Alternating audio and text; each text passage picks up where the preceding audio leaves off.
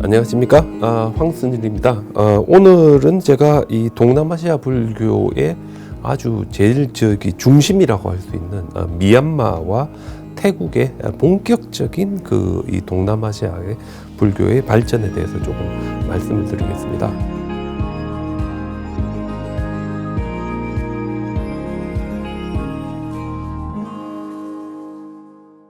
보통 우리가 미얀마에 대해서 얘기할 때 북부 미얀마와 남부 미얀마로 이렇게 갈라서 이야기할 때 남부 미얀마가 이제 보통 몬 크메르인데 이 몬족의 제일 그 중심 도시가 페구라고 합니다. 그죠? 그래서 페구에서 어떻게 이제 이 불교가 스리랑카 불교하고 밀접한 연관을 맺게 되었는지, 그리고 오늘날 저희들이 이제 태국을 이야기할 때 보통 우리가 태국의 전신을 시암 왕국이라고 그러는데, 시암 왕국의 수도는 아유타야입니다. 아유타야. 근데 이제 아유타야가 1670년경에 이 미얀마의 침입으로 이렇게 완전히 이제 도시가 파괴가 되고, 그 다음에 이제 새로 건설한 도시가 방콕인데, 바로 이 아유타야와, 그리고 이 아유타야가 성립되기 조금 전에 중북부 지역에서 성립된 수코타이, 이 두 지역에 대해서 제가 말씀드리면서 불교가 어떤 식으로 발전했는지에 대해서 조금 말씀드리겠습니다.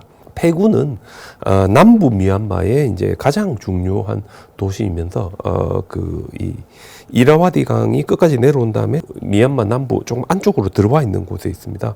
근데 이제 이 보통 13세기, 15세기경이 되면 미얀마가 남쪽과 북쪽으로 갈라지는데, 북쪽에 있는 미얀마를 저희들 보고 북부 미얀마라는데, 이쪽은 이제 수도가 아와, 그러니까 오늘날의 만달레이라든지 오늘날의 그쪽 이 중북부 지방 드라이존에 있는 곳이 이제 북부 미얀마, 보통 어퍼 버마 이런데 이쪽이고, 그다음에 남부 미얀마, 로우 버마는 저희들이 페구를 중심으로 한다는데, 페구는 따라서 몬족의 황금 시대에 만들어진 도시로서 이 페구는 미얀마 사람들에게 아주 중요한, 미얀마에서 문화적으로 봤을 때 아주 중요한 도시로 이렇게 다들 언급되고 있습니다. 근데 우리가 미얀마의 아주 긴 그 역사를 한번 가만 체크해 보면 여자가 왕이 됐을 때가 딱 한 번 있었는데, 남부 미얀마의 공주님인 쌍세오보 공주가 북부 미얀마로 이제 시집을 가가지고 그쪽에서 이제 이 왕과 결혼해서 이제 왕비가 되었는데, 북부 미얀마에 살다가 다시 돌아옵니다.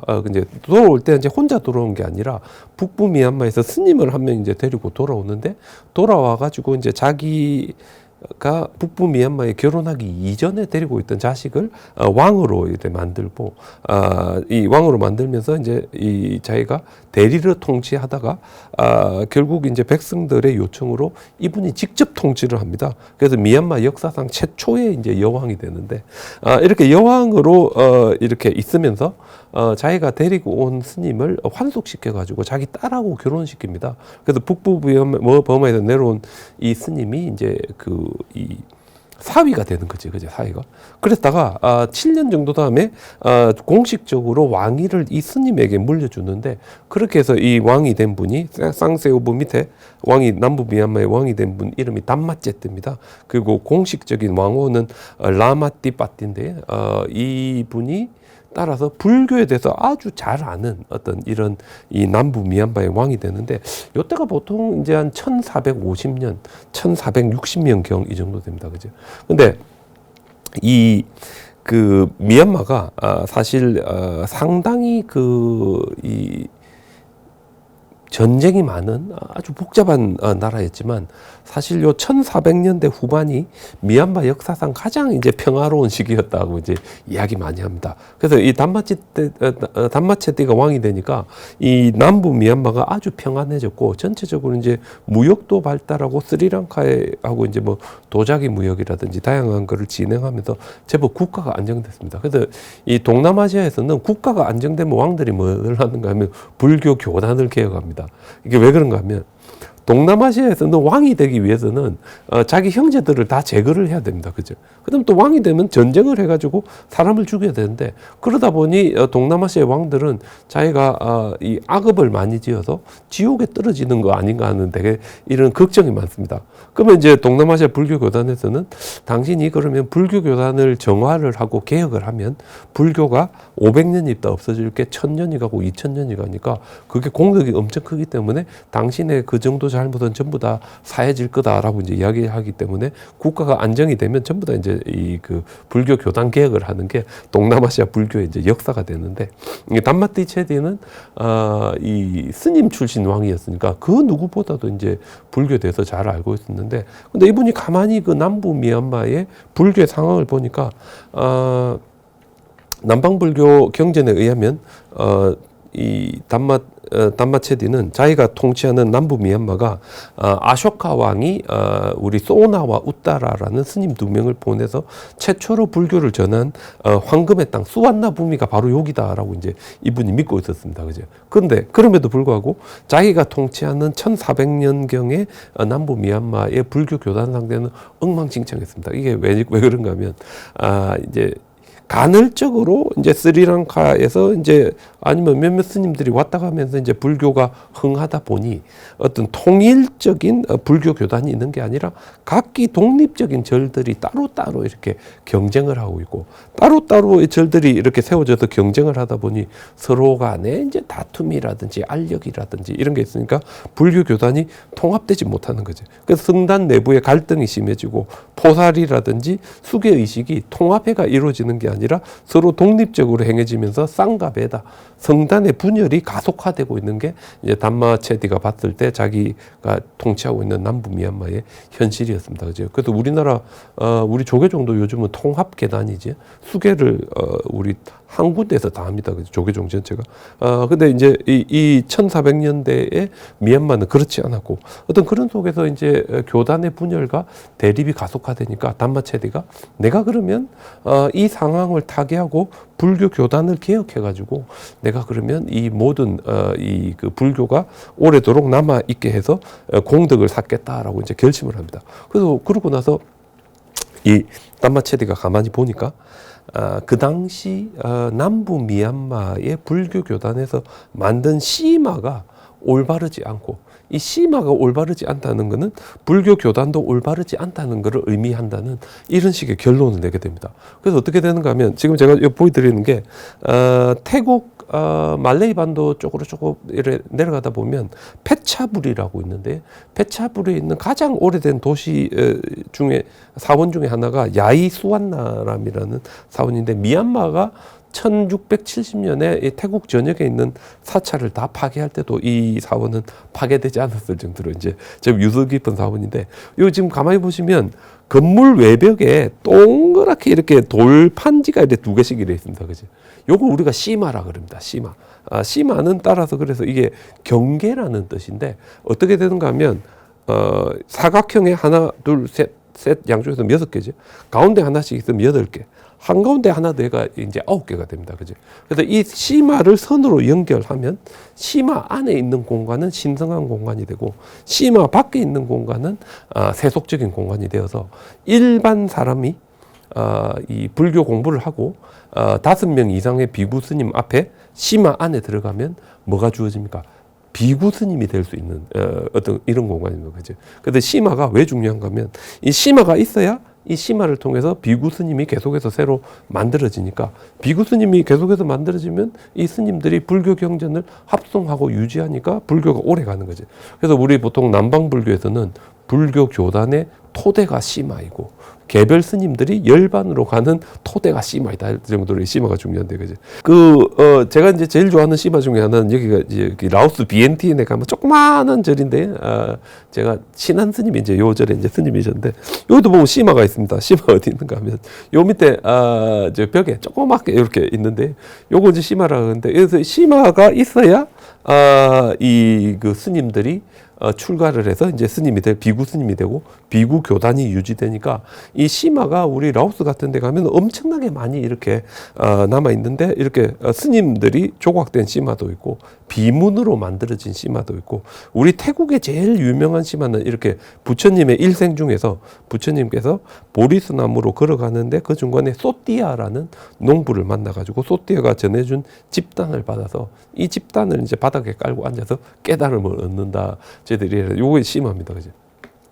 근데 이 담마체디가 가만히 보니까 이 승단들이 갈라져 가지고 싸우는데 서로 각기 다른 심화를 만들어 가지고 그 심화 안에서 하이 오디네이션, 그치, 비구계를 수여하는데 이게 자기가 가만히 보니까 법도에 안 맞는 겁니다. 법도에 안 맞는다는 게 빨리어로 된 율장의 주석서를 보면 심화는 바닥이 한 그치?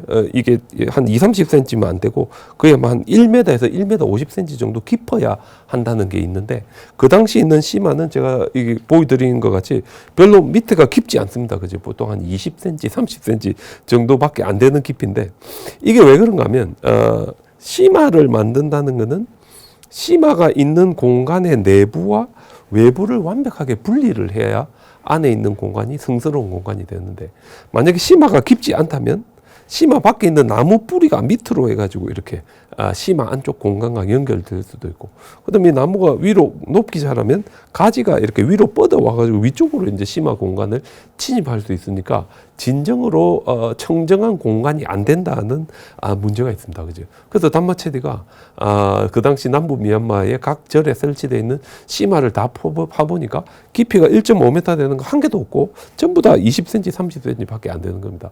그래서 단마체디가 뭐라 하는가 하면, 당신들 전부 다 비구 아니다. 당신들이 진정으로 제대로 된 비구 스님이 되려면 이 심화가 깊이가 1.5m 이상 돼야 되는데, 우리 남부 미얀마에 그런 절은 없으니까 당신들에게 수계를 준 사람들도 비구가 아니고, 따라서 전부 다 비구가 아니다. 그래서 당신들이 진짜 스님이 되려면 내가 하는 개혁에 동참해라. 그죠? 근데 이제 왕이 직접 그렇게 하니까 이게 상당히 파워풀한 메시지가 됩니다. 그죠? 그래서 이 단마체디가 어떻게 하는가 하면, 당시 남부 미얀마에 22명의 젊은 스님을 선발해가지고, 이게 보통 1470년 정도 되는데, 이 스님들을 배 2대에 태워서 스리랑카로 보냅니다. 왜냐하면 이 그 남방불교의 종주국이 그래도 그 당시에 스리랑카라고 다들 생각했고, 이 스리랑카 불교 교단이야말로 가장 청정하고 정통성이 있다고 생각했기 때문에 이 스님들을 스리랑카로 보내고, 이 스님들이 도착한 곳이 스리랑카의 지금 현재 콜롬보 바로 위에 있는 켈라냐 강인데요. 여기 보면 켈라냐 라자 마하비하라라고 우리 콜롬보 근처에서 가장 큰 불교 사원이 여기 있습니다. 그죠? 근데 이제 이 강은, 켈라냐 강은 전설에 의하면 우리 그 스리랑카의 역사선인 마하밤샤나 뒷바밤샤에 의하면 부처님께서 직접 스리랑카를 전설적으로 봤을 때 한 3번 정도 방문했을 때, 2번째든가 방문하셨을 때 직접 모욕하신 곳이 바로 이 켈라냐 강입니다. 그죠? 그래서 이 켈라냐 강이야말로 부처님께서 모욕했던 강이기 때문에 가장 성스러운 강이다.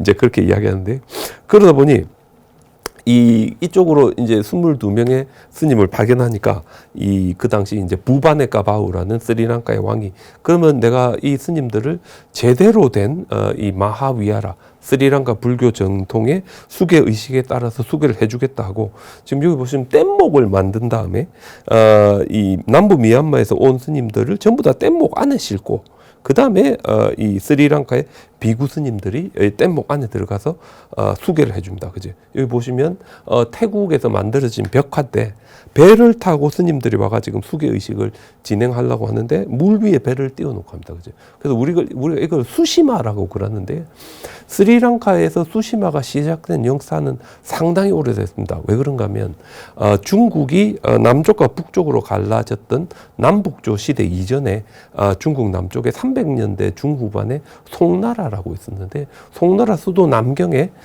스리랑카 출신의 상인인 찬다가 스리랑카에서 비구니 스님을 한 가닥 배에 태우고 남경에 와가지고 중국에 있는 비구니 스님들에게 계를 전해줄려 했는데, 배를 타고 오다가 이제 비구니 스님이 몇 분 돌아가셔가지고 비구니는 계를 전해주려면 10명 이상 돼야 이제 새로운 비구니를 할 수 있는데 10명이 안 되니까 이 춘다란 상인이 데리고 온 비구니는 남경에 맡겨놓고 다시 자기 혼자 배 타고 가서 장사를 해가지고 비구니 스님들 더 데리고 옵니다. 그래가지고 비구니 스님이 12명인가 13명인가 이래 되니까 남경에 있는 그 절 앞에다가 연못을 만들고, 연못에다가 수시마를 만들었다. 이게 뭡니까? 배를 띄우고 배에서 수계를 해줬다.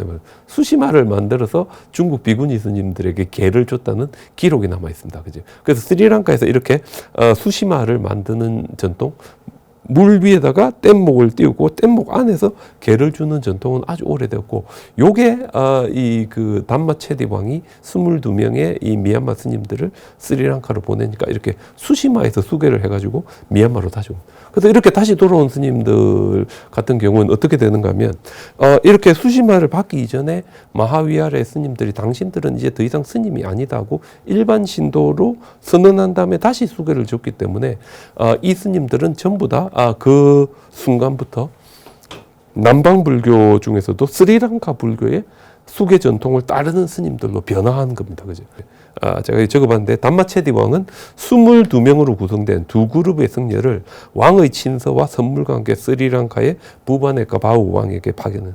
전설에 의하면 부처님께서 스리랑카를 방문했을 때 모욕했던 곳으로 알려진 깔리아니 강에 뗏목을 띄우고 마하위하라는 스리랑카의 가장 정통적이고 보수적인 교단인데, 이쪽에서 24분의 스님들을 선발해서 수계 의식을 진행하니까 여기서 수계를 받은 사람들은 더 이상 미얀마, 남부 미얀마에 이렇게 흩어진 이런 그 분열된 수계 전통을 따르는 게 아니라 이제 어떻게 되는가, 정식으로 스리랑카 불교에 속하는 스님들이 되는 겁니다. 그치?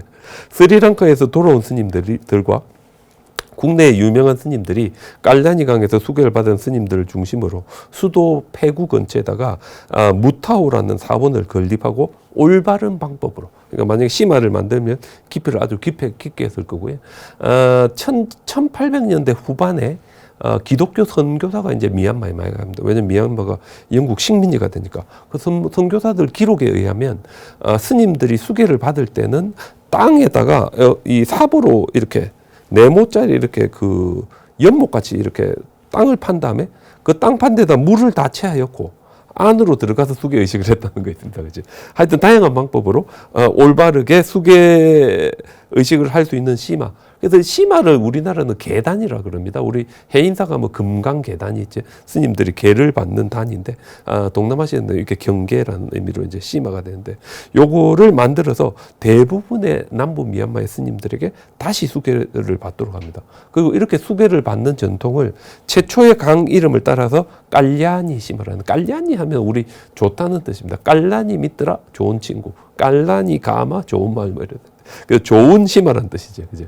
그래서 이 그 담마제디의 기록에 의하면 1479년까지 15,666명의 비구 스님들이 깔라니 시마 전통에 따라서 수계를 다시 다 받았기 때문에 사실상 이걸 통해 가지고 미얀마 불교가 오늘날의 스리랑카 불교와 수계 전통에 있어서 하나가 되는 거고, 스리랑카 불교가 진정으로 이 그 미얀마에 자리 잡는 게 됩니다. 그죠? 그래서 이게 왜 중요한가 하면 한번 이렇게 되니까 이 스리랑카 전통의 어떤 보수성이나 중요성이 동남아시아 스님들 머릿속에 각인이 되고, 미얀마 전역에 거의 대부분의 스님들이 민족이 다르고 언어가 다르고 옷이 다르고 생활하는 형태가 다름에도 불구하고 바로 이 깔리아니 시마 하나에서 전부 다 하나가 됩니다. 그죠?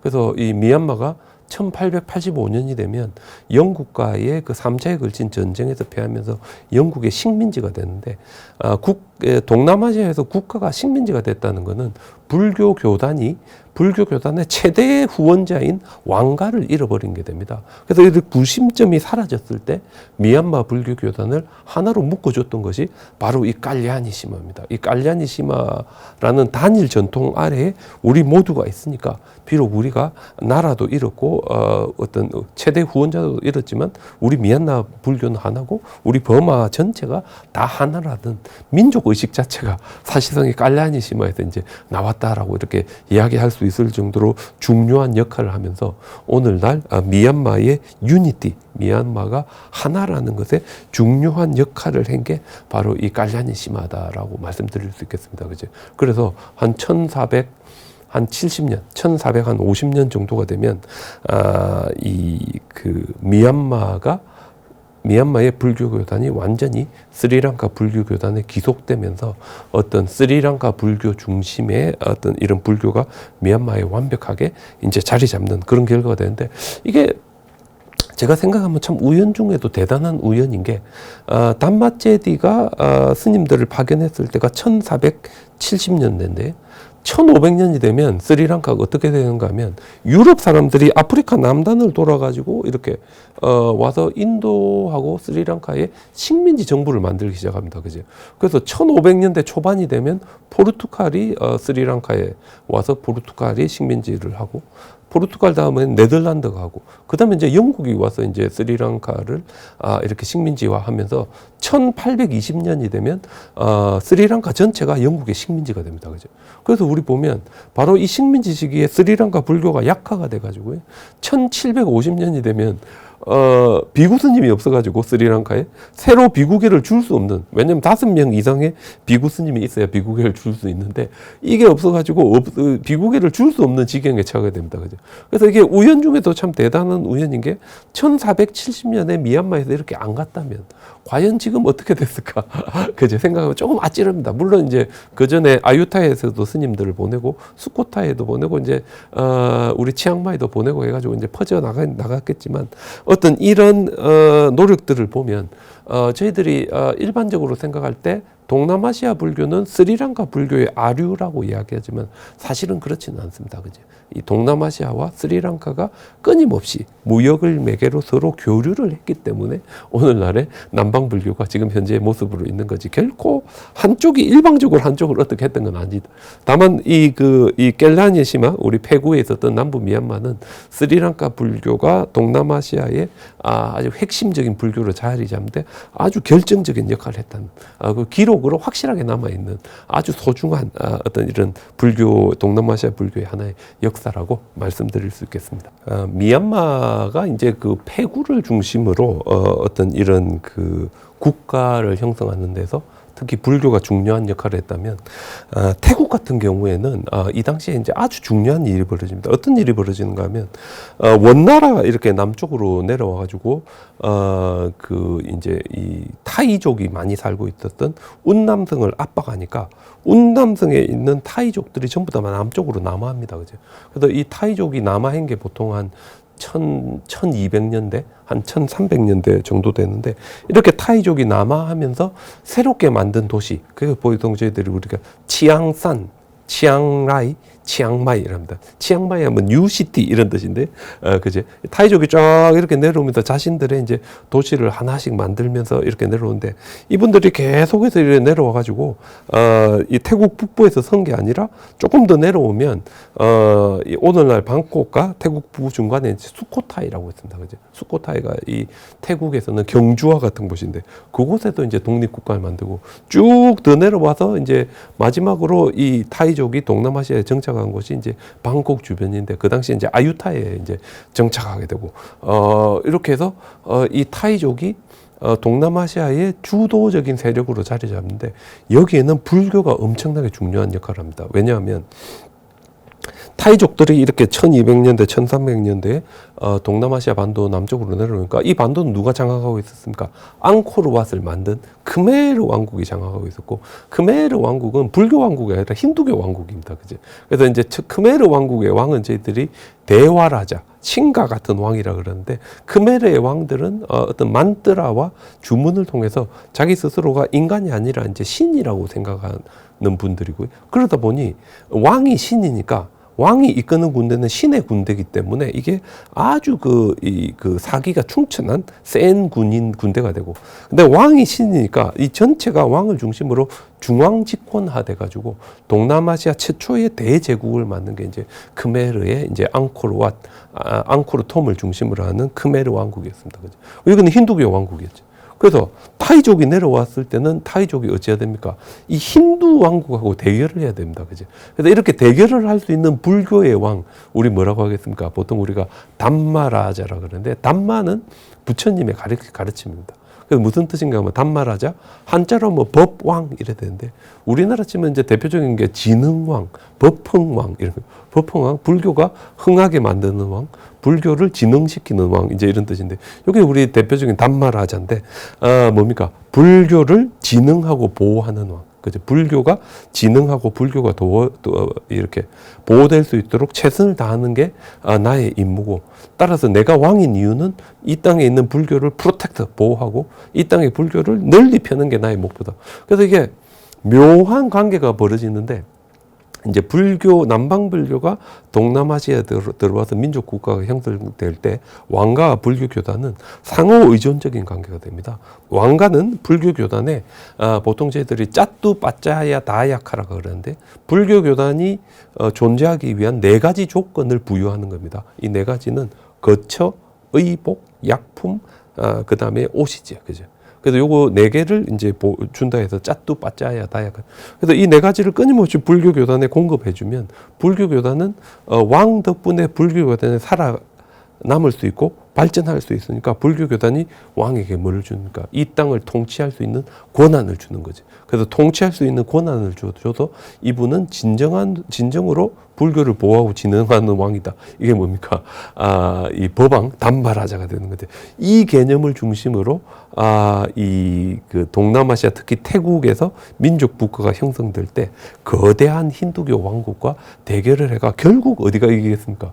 불교가 이깁니다. 왜 그런가 하면 이제 신이 이끄는 군대이기 때문에 한 번도 안 지면 문제가 안 되는데 몇 번 지니까 어째 되는 거야. 사람들이 야 우리나라 왕은 신인 줄 알았는데 신이 아닌 것 같다. 절대 권력은 한 번에 무너지는데 앙코르도 한 방에 다 무너집니다. 왜냐하면 이게 신이 이끄는 군대라면 절대 이 밀리거나 약하거나 도망가거나 해서는 안 되는데 막상 해보니까 안 되는 거지. 그래서 이 절대 권력이 한 방에 무너지면서 동남아시아에 새롭게 내려온 이 타이족들이 동남아시아의 주도적인 세력으로 이제 발전해서 오늘날의 태국 북부 치앙마이, 그 다음에 라오스 뭐 이런 곳들이 대표적으로 이 타이족들이 만든 미얀마에 있는데 샨이라고 있고요. 뭐 근데 요게 전부 다 이 타이족의 국가들이 됩니다. 그죠? 그래서 그 시초가 이제 수코타이인데 수코타이는 동남아시아 중부 지역의 중심 국가로 이제 발전했는데 이렇게 수코타이를 발전시킨 왕은 랑캄행입니다. 보통 1292년인데 이분이 만든 비문이 시사차 달라이를 이렇게 답사 여행했던 태국 4대 왕인 몽쿠시 이 시사차 달라이에서 요 비문을 발견해 가지고 아직까지 전해지는데 요게 태국 문자로 쓰여진 가장 오래된 기록입니다. 그죠? 그래서 우리 동남아시아도 요 랑캄행 비문 이전에는 문제가 있었던 흔적이 없기 때문에 저희들이 제대로 된 기록을 볼 수가 없다가 요때부터 이제 비로소 이제 이 기록을 조금씩 이제 볼 수 있습니다. 그죠? 근데 이 비문에는 랑캄행 왕의 가계와 자신의 수도와 불교의 현황에 대해서 아주 자세하게 이제 설명하고 있는데 여기 뭐라 하는가 하면 자기를 아주 이상적인 불교 군주 단마라자로 묘사하고 있고 그 다음에 이 시기에 수코타이는 자신들의 영역을 말레이 반도 끝에 있는 나콘시 탐마라까지 확장해가지고 이 나콘시 탐마라를 통해서 스리랑카와 연결됩니다. 그죠? 근데 여기 수코타이인데 수코타이는 이렇게 랑카맹 왕 때 1300년대, 1400년대까지 번영하지만 결국 이 수코타이는 훨씬 더 남쪽에서 발전한 아유타야에 함락이 됩니다. 그리고 아유타야는 오늘날 태국의 원류로서 그치? 가장 중요한 도시인데 1670년대가 되면 미얀마가 쳐들어와 가지고 결국 2년인가 이렇게 보호했다가 성벽이 무너지면서 이 아유타야가 전체 다 미얀마에 함락돼 가지고 도시가 파괴됩니다. 그죠? 그래서 그때까지가 사실 이 태국의 전성기였는데 그때 이제 국가 이름이 시암이었고 도시는 아유타야입니다. 우리 아유타야는 우리 한국하고 어떻게 관련되겠습니까? 우리 보통 이 가야의 김수로 왕이 허황옥하고 결혼했는데 허황옥이 아요디아 출신이다 그러죠. 인도 말로 아요디아가 태국에 오면 아유타야가 되는 겁니다. 그래서 우리 학자들 중에 그 허황옥의 아요디아는 태국에 있는 거다는 분들인데 이게 별로 가능성이 없는 게 아유타야는 1300년대가 돼야 만들어진 도시이기 때문에 그제 허황옥 시대하고는 거의 한 1000년 이상 차이가 난다 이렇게 말씀드려야 되겠는데 이 아유타야는 참 흥미롭습니다. 이 아유타야는 왜 흥미로운가 하면 이 지역이 인종적으로 문화적으로 상당히 복잡한데 왜냐하면 수코타이는 이 한참 북쪽에 있기 때문에 크메르 문화의 중심지와는 좀 거리가 있기 때문에 쉽게 타이족들이 독립왕국을 만들 수 있었지만 아유타야는 이 시엠랩하고 엄청 가깝습니다. 이거 우리 그 밤에 버스 타면 밤에 타면 낮에 도착하는 정도로 이렇게 가까운 거리입니다. 그죠? 그러다 보니 이 아유타야가 있는 지역은 문화적으로 상당히 좀 다른데 차오프라야강 쪽에 동쪽은 힌두교가 강하고 이쪽을 보통 우리 롯부리 문화권이라는 롯부리. 여기는 크메르 문화와 힌두교가 강한 쪽이고 그 다음에 새롭게 운남성에서 내려온 타이족들은 주로 서쪽에 있었는데 수판불이라든지 우송 이쪽에 있었는데 이쪽은 또 이 뭡니까 이 어떤 이 스리랑카계 남방불교라든지 이런 쪽이 훨씬 더 강한 이렇게 이 지역이 제법 복잡한 어떤 언어적, 문화적, 종교적 어떤 그런 입장에 이제 있었던 것으로 보입니다. 그죠? 수판불은 주로 타이족이고 나콘시 탐마라스를 통해 들어온 불교가 훨씬 더 강한 이런 지역입니다. 그래서 이 지금 현재 이 지역 제가 지금 말씀드리고 있는 이 수코타 아유타야가 있는 이 지역은 인종적으로도 문화적으로도 아주 이 다양한 지역이었습니다. 그죠? 그래서 이 지역에 타이족이 내려와서 독립적인 국가를 만든다는 건 쉬운 일이 아니었습니다. 그죠? 근데 이 일을 누가 해내느냐? 우리가 이 태국 왕가를 봐도 조금 그런데, 이제 태국의 왕가라든지 방콕에서 이제 이 왕성하게 활동하는 어떤 이 교수 사회라든지 이런 데 보면, 이 타이족은 타이족인데, 사람들의 키도 훨씬 더 크고 피부가 많이 하얗습니다. 그죠?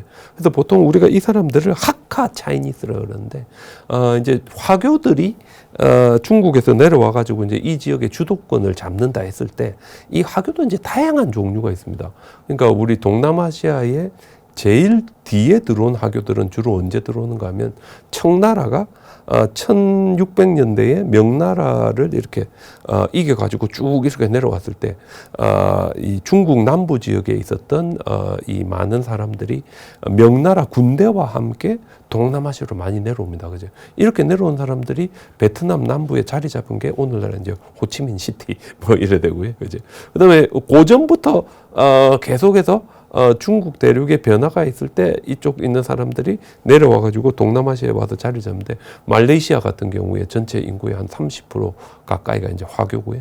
태국 같은 경우에 화교들이 통계상으로는 안 잡히지만 우리 방콕 같은 경우에 정치와 경제의 중심에 전부 화교들이 있습니다. 그죠? 인도네시아 5% 정도 되는 화교들이 인도네시아 전체 무역을 이렇게 관장하고 있는데 이 화교의 뿌리는 엄청나게 깊었습니다. 그죠? 그래서 이제 우송이라는 사람인데 이 우송은 보통 우리가 그때 펫뿌리라 그러는데 페차부리는 이 동남아시아 반도가 끝났는 데서 이렇게 말레이 반도로 넘어가는 곳에 있는 곳인데 여기가 이제 옛날부터 나콘시 탐마랏에서 차우프라야 강을 통해서 아유타야나 수코타이로 가는 어떤 이 무역로의 중간에 있었기 때문에 상인들이 아주 강력했는데 이 페차부리의 가장 강력한 중국계 상인의 아들이 우송이었습니다. 근데 이 우송은 결혼을 아주 잘했는데 첫 번째로 결혼한 거는 수판부리의 군주의 딸이니까 타이족의 군주의 딸과 결혼했습니다. 그죠? 근데 그 당시에 이제 뭐 이 결혼을 이제 두 번째, 세 번째 하는데 두 번째 부인은 롯부리의 지배층의 공주하고 했다니까 이 우송은 이 페차부리의 중국계 화교로서 상업을 잘하는 어떤 상업 세력을 대표하는 사람이었지만 이분의 첫 번째 부인은 수판불에 있는 타이족의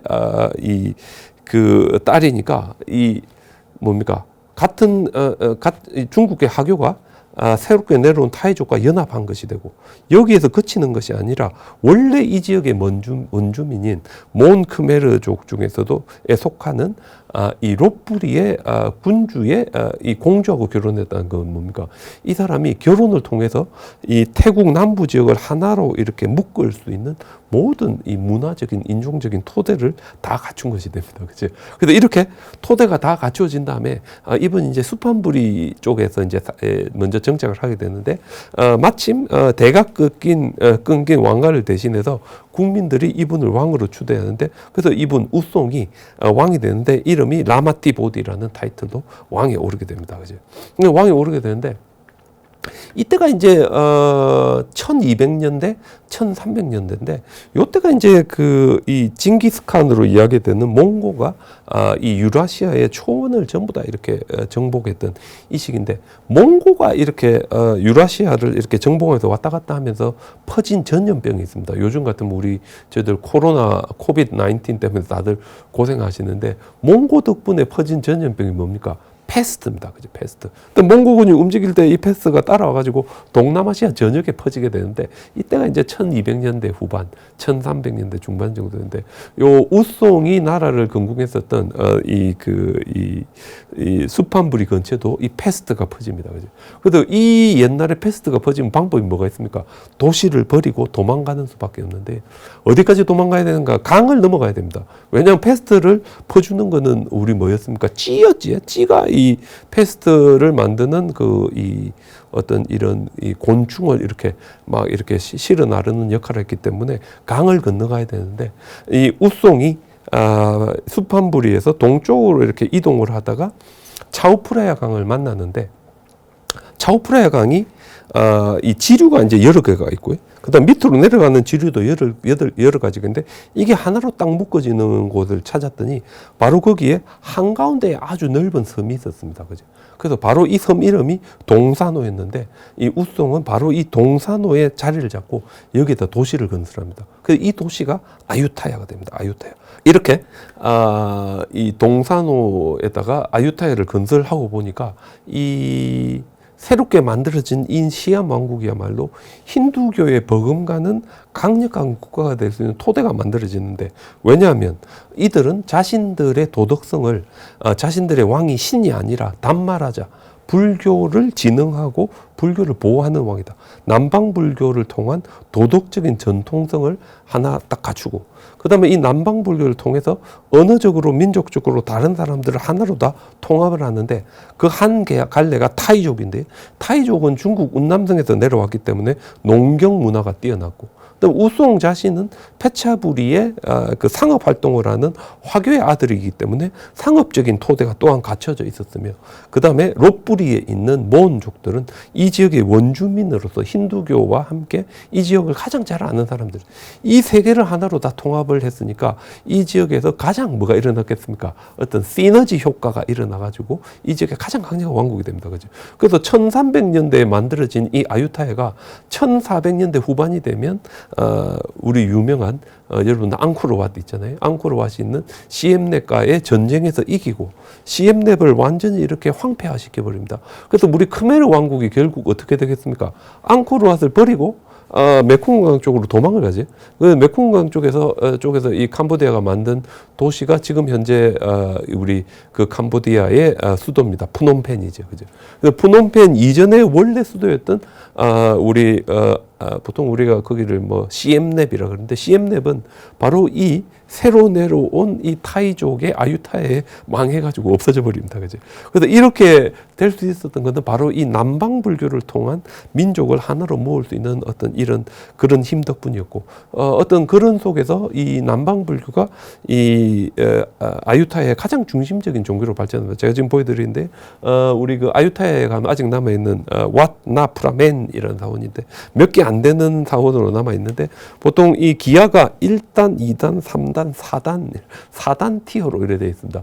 요 정도 되는 건물이면 아니 시원합니다. 우리 동남아시아가 무지 더운데 요 정도도 무지 시원하고, 그 다음에 이 아유타야는 스님들이 사실상 국가 권력을 잡았기 때문에 부처님을 수행자로 표현하기도 하지만, 지금 보여드린 것 같이 부처님을 태국 왕가의 복장을 한 절륜성왕으로서 이렇게 많이 표현하는 불상들이 많이 있고, 1600년대가 되면 프랑스가 아유타야하고 교역을 하기 위해서 사신들을 파견하는데, 그쪽에 보면 그 러부아라는 이 프랑스 사신이 아유타야에 가서 이제 아유타야를 보고 와서 이제 그린 그림인데, 불교 사원이 이런 식으로 만들어져 있고, 여기 보시면 중앙에 있는 우보솥 불상을 모신 불당 옆에 삥 돌아가면서 심화가 이렇게 심화서 돌이 이렇게 올라와 있죠.